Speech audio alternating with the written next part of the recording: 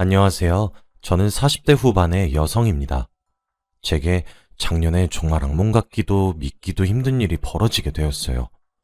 그 이야기를 한번 해보려고 이렇게 익명으로 사연을 보내게 되었습니다. 결혼 생활 20년 차로 전업주부로 살아온 지도 어느새 벌써 15년이나 흘렀네요. 저는 남편을 선을 보다 만나게 되었습니다. 당시 제 아버지께서 교단에 서 계셨어요. 그래서 그런지 동료 교수들이 선을 많이 주선해 주었죠. 그렇게 만난 게 바로 지금 현재 남편이었습니다. 저희 집이 꽤 유복한 집안이라 저는 많은 공부를 할 수 있었고, 그래서 제 꿈을 이룰 수 있었어요. 제 꿈은 발레리나였거든요. 어린 시절 부모님을 따라갔던 해외여행에서 보게 된 발레 공연은 어렸던 제게 커다란 꿈을 가질 수 있게 해주었죠. 그 이후로 정말 발레에 빠져 살았습니다. 제게 있어 발레란 정말 목숨과도 같고 제 정체성이라고 해도 과언이 아닐 정도였어요. 커다란 무대 위에 서서 공연을 하면 사람들이 무대가 끝난 후 기립박수를 쳐주었는데 그게 그렇게나 저를 흥분시켰습니다. 저는 그렇게 결혼 정년기가 될 때까지 꿈을 펼치느라 남자를 만나지 않았어요. 중간중간 연애는 종종 했습니다. 하지만 그 당시 만났었던 남자들 모두가 제게 결혼을 얘기했었죠. 저는 결혼을 함으로써 제가 하고 있는 일을 그만두고 싶지가 않았어요. 그리고 출산 또한 마찬가지였어요. 발레리나로서 몸이 망가지고 싶지 않았거든요. 저도 제가 만났던 남자들에게 이기적이었다는 생각이 들지만 당시에 저는 제 꿈이 무엇보다 소중했습니다. 하지만 제 나이가 20대 후반을 향하면 향할수록 부모님의 결혼 압박은 심해졌고 그런 부모님의 마음을 달래드리기 위해 나간 선짜리였어요. 그때 남편을 만났죠. 자리만 지키고 시간만 때우기 위해 나갔던 선짜리였습니다. 하지만 생각보다 그와 시간을 보내는 게 재미있더군요. 저는 제게 다음을 기약하는 말을 하는 남편에게 솔직하게 말했습니다. 저는 스스로 지금 제 발레 인생이 전성기라고 느끼고 있어서 은퇴할 생각도 없고 결혼을 해서 아이를 출산하는 것조차 제 발레 인생에 치명적이며 그 모든 것을 감수할 정도로 결혼에 목매고 있지 않다고 말이에요. 남편은 그런 말을 내뱉는 제게 오히려 이해한다고 말을 해주더군요. 그런 반응은 난생 처음 봤어요. 저는 이런 제 생각을 이해하신다고요? 라고 되물었습니다. 남편도 저처럼 꿈이 있는 사람이었다고 했어요. 저보다 좀 더 유복한 집안에서 태어난 남편은 꿈이 있었지만 부모님의 사업을 물려받아야 했기에 강제로 꿈을 포기해야 한다고 했죠. 그래서 제 마음을 잘 이해할 수 있다며 제게 아이의 출산 또는 결혼을 종용하지 않겠다고 그러니 좀 더 만나보자 제안을 하더라고요. 저와 너무 잘 맞는 것 같다고 하면서 말이에요. 그렇게 저는 남편과 연애를 시작했습니다. 27살에 만난 남편과 1년 반 정도의 연애를 했습니다. 연애를 하는 내내 남편은 정말로 제게 만남만 원했어요. 저를 너무 사랑하기 때문에 제 꿈을 짓밟지 않고 싶고 하고 싶은 만큼 이루고 싶은 만큼 다 해보고 자신과 결혼을 하자고 하더라고요. 이런 남자라면 결혼을 하고 난 뒤에도 제 꿈을 펼칠 수 있겠다 싶어 결혼을 마음먹었습니다. 그렇게 저는 30살을 코앞에 둔 29살의 나이에 남편과 결혼을 했습니다. 남편은 생각보다 이르게 결혼을 결심한 저를 너무 좋아했어요. 물론 남편은 결혼을 한 이후에도 제 발레리나의 생명을 존중해 주었습니다. 남편은 저보다 나이가 8살이 많았기 때문에 시댁에서 임신 강요가 정말 심했었는데 그런 것들도 남편이 전부 다 막아주더라고요. 저는 생각보다 오랜 기간 동안 발레리나의 꿈을 펼칠 수 있었습니다. 결혼 이후에도 남편과는 철저한 계획으로 아이를 가지지 않기도 했죠. 하지만 시간이 지날수록 제 꿈도 소중하지만 항상 제 편에 서주는 남편과 안락하고 화목한 가정을 꾸리고 싶다는 생각이 점점 커져갔어요. 변함없고 일편단심으로 저만 바라봐주는 남편을 결혼 이후 더 사랑하게 되었거든요. 결혼 후 몇 년 뒤 결국 저는 발레리나의 꿈을 이룰 만큼 이뤘고 이젠 제2의 꿈을 이루기 위해 은퇴를 했습니다. 그렇게 평생 신었던 발레 슈즈를 벗고 앞치마를 새로 매기 시작했죠. 평생 발레만 바라봤던 저라 대부분의 집안일은 도우미 아주머니가 해주셨지만 남편의 식사만큼은 제가 차렸습니다. 저희 부부의 금슬이 워낙 좋아서 그런지 임신 또한 순조로웠죠. 전업주부로 살기 시작하면서 거의 곧바로 임신에 성공했고 제겐 딸아이가 둘이나 생겼어요. 시댁과 친정에서도 너무 좋아하셨죠. 둘째가 내년에 입학을 하고 첫째는 중학생입니다. 제 첫 번째 꿈이었던 발레리나의 꿈도 무척 성공적으로 이룰 수 있게 되었고 제 두 번째 꿈이 되어버린 화목하고 안락한 가정도 무척 성공적으로 이뤘다. 그렇게 생각을 하고 있었어요. 작년에 저희 집을 찾은 어떤 남자만 아니었다면 말이죠. 동남아인처럼 보였지만 오리지널 동남아가 아닌 한국인과 섞인 듯한 애매한 얼굴과 어눌하지만 유창한 한국어 발음을 가지고 있었습니다. 다짜고짜 저희 집에 들이닥친 그 남자는 자신이 남편의 아이라고 주장하더군요. 무슨 소리인가 싶어서 내쫓으려다가도 얼굴 하나하나 뜯어보니 남자의 얼굴에 제 남편의 얼굴이 조금 있긴 하더군요. 기가 막혔습니다. 하지만 이미 제 눈앞에 믿기지 않은 현실이 펼쳐진 상황이었고 집안으로 들였어요. 다행히 평일이라 아이들은 학교에 가고 없었죠. 천만 다행이었습니다. 도우미 아주머니께 급히 아이들을 하교시키고 친정으로 데려다주면 오늘 일을 하지 않아도 된다고 부탁했고 남자를 거실에 앉혔습니다. 주위를 두리번거리며 살피다가 저를 빤히 쳐다보더군요. 차를 준비해 앞에 내어주며 마주 앉았습니다. 이야기해볼 필요가 있다는 생각이 본능적으로 들더라고요. 그런 제 모습에 그 남자도 어떤 상황인지 머리를 굴리더니 이내 허름한 가방에서 서류 봉투를 꺼내더군요. 그러면서 제게 설명했어요. 자신은 아빠를 만나러 왔다고 말이죠. 지금 성년의 나이가 된 그 남자는 필리핀에서 왔다고 했습니다.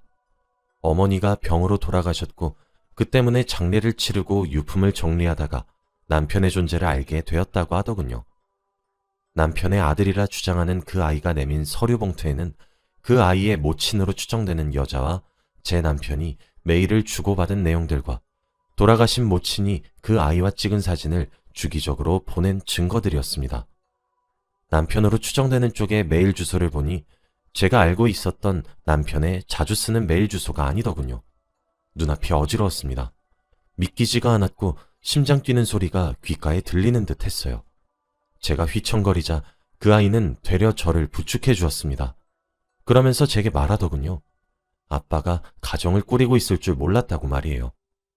자신의 조부모님은 다 돌아가셔서 남은 가족은 엄마 하나였는데 그런 엄마도 병에 걸려 돌아가셔서 이젠 혼자가 되었다고, 그래서 아빠를 만나러 왔다고 말을 하며 제게 뒤죽박죽으로 설명을 하는데 그 모습에 남편이 보이더군요. 친자검사를 해봐야 알겠지만 본능적으로 느껴졌습니다. 남편의 아이란 사실이 말이죠. TV에서 봤던 동남아 여자와 한국 남자 사이에서 태어난 아이들의 실태를 알려주는 방송이나 기사를 보면서 혀를 쯧쯧 차고 그렇게 낳아진 아이들이 불쌍하고 책임을 회피하는 남자들이 너무 이기적이라 욕을 했었는데 제가 그 당사자가 되었더군요. 너무 괴로웠습니다. 냉수를 계속 들이키며 진정하려고 애쓴 사이 저녁이 되었더군요. 그때 마침 남편이 귀가했습니다. 여전히 다정한 말투로 저를 부르는 남편의 모습에 분노가 치밀어 올랐어요. 막상 그 아이의 설명을 들을 때는 생각보다 차분할 수 있었는데 말이죠. 남편이 현관을 지나 거실로 오자마자 저는 근처에 있는 유리 화분을 남편에게 던졌어요. 남편은 갑자기 자신에게 날라와 깨진 유리 조각들을 보며 얼어붙었더군요. 제게 뭐라고 얘기를 하려던 남편은 제 근처에 앉아있는 남자를 보더니 입을 떡 벌렸습니다.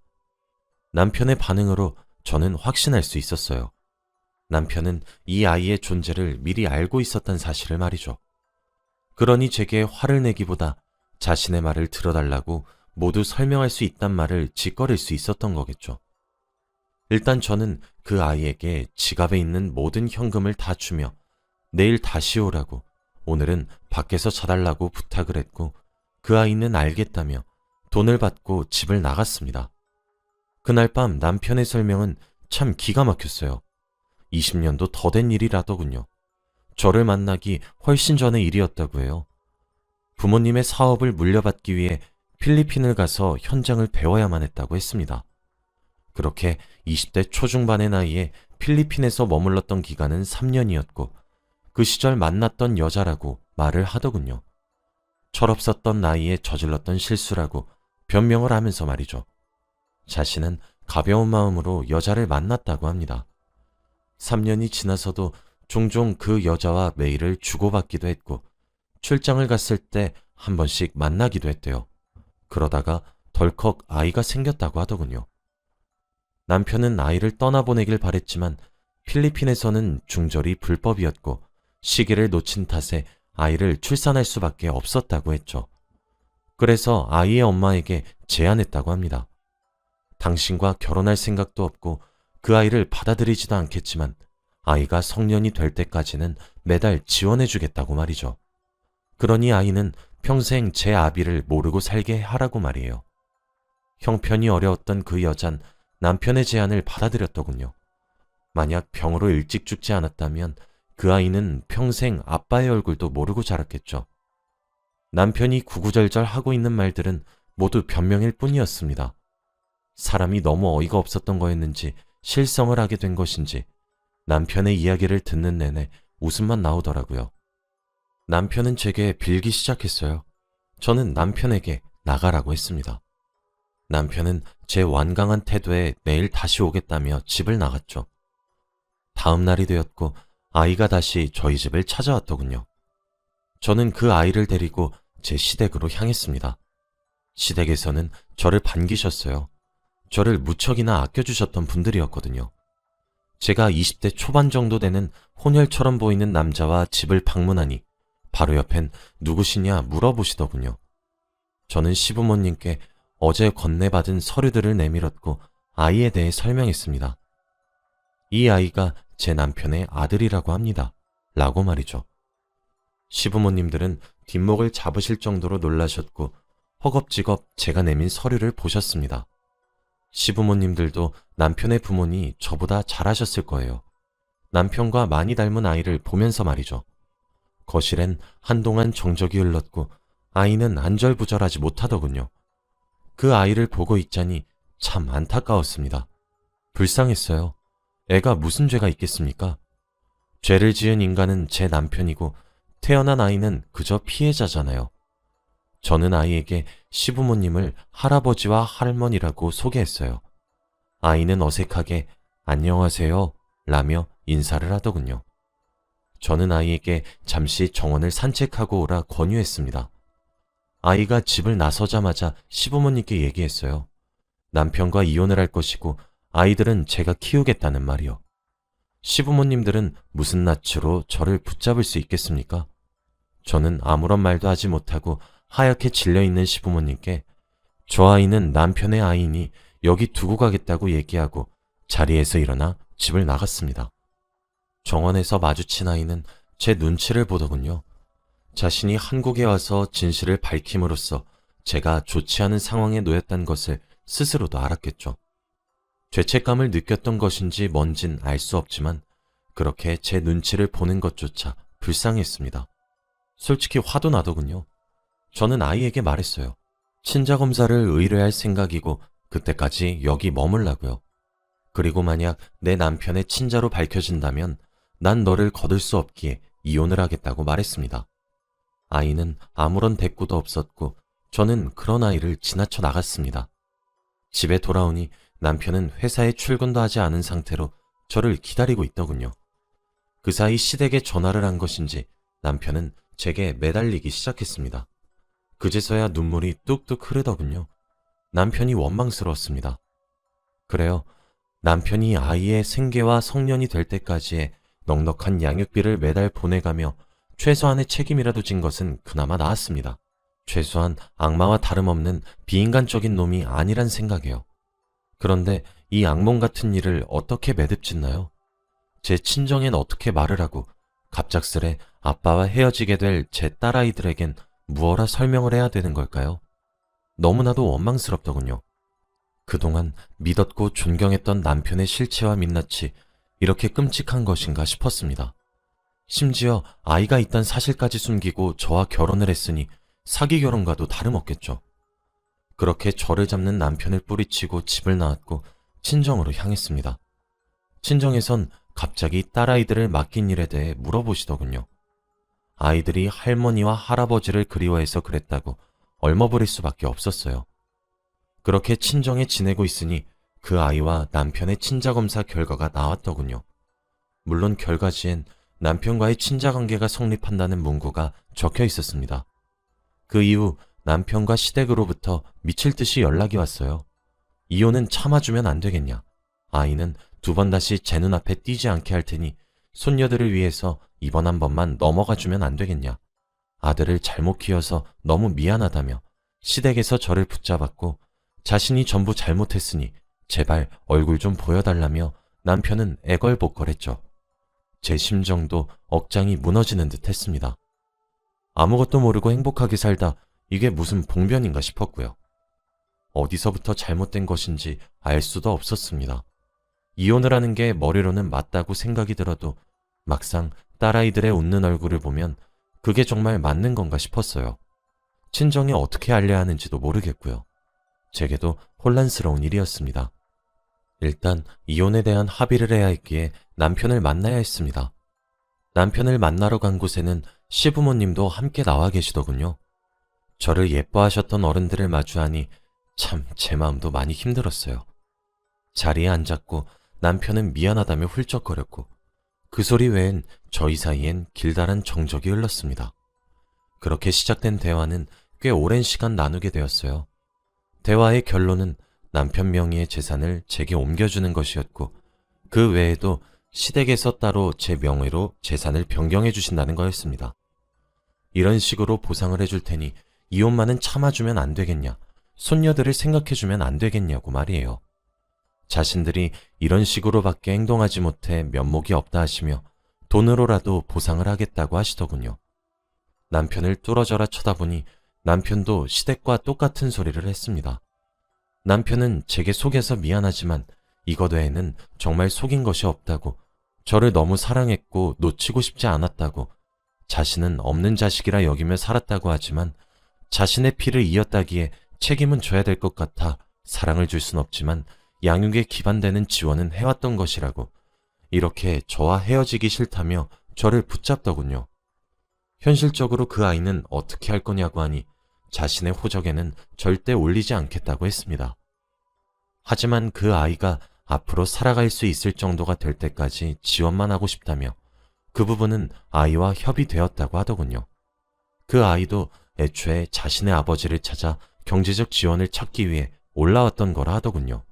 그래서 자신의 고국으로 다시 돌아갈 것인데 형편이 너무 어려우니 지원은 받게 해주면 더 이상 찾아오지 않겠다는 조건을 내걸었다 하더군요. 이 부분은 추후 제가 직접 아이에게 확인해 보니 사실이었습니다. 제게도 그렇게 말을 하더군요. 평생을 아버지의 사랑도 받아보지 못했고 과거도 현재도 미래도 자신의 가족은 본인 어머니 한 분뿐일 것이라고. 그런데 너무 가난하고 형편이 어려워서 어머니가 생전 주고받은 메일 내용을 토대로 남편을 찾아온 것이라고. 자신도 가정을 꾸렸다는 사실을 몰랐고 경제적 지원만 받으려고 온 것이라며 제게 이런 상황을 겪게 해서 죄송하다고 사과를 하더군요. 자기도 이렇게 아버지의 얼굴을 보고 싶지 않았다고. 평생 제대로 한번 안아주지 않은 사람 얼굴이 뭐가 그렇게 보고 싶겠냐고 하더군요. 하지만 가난이 주는 고통이 어마어마해서 어쩔 수가 없었고 아버지의 경제적 지원을 바탕으로 안정적인 수입이 생긴다면 본인도 연을 끊고 살 것이고 두 번 다시 한국으로 돌아오지 않기로 합의했다고 했습니다. 저도 그 아이의 인생도 불쌍하죠.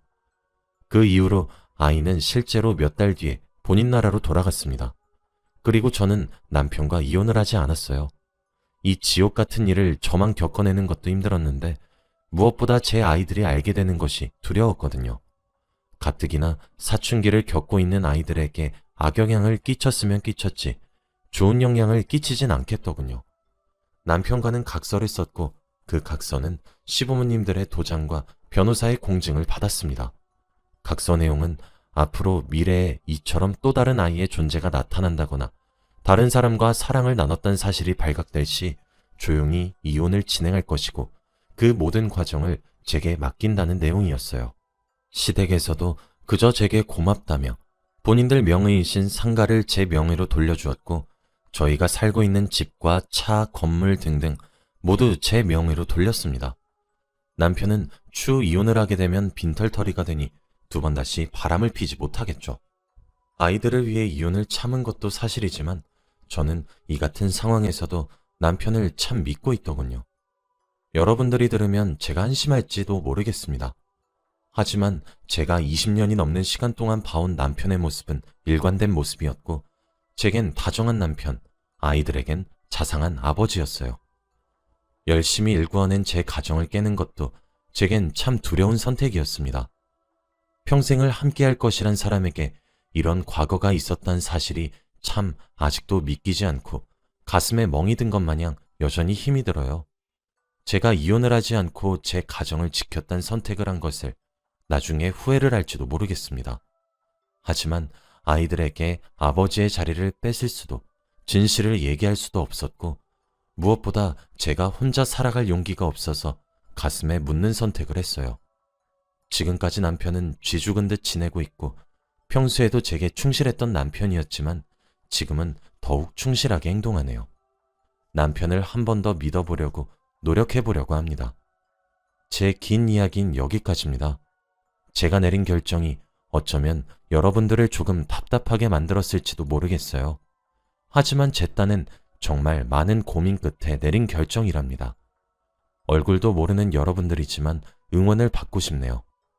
제 이야기를 들어주셔서 감사하고 항상 건강 조심하시길 바라며 글을 마치겠습니다.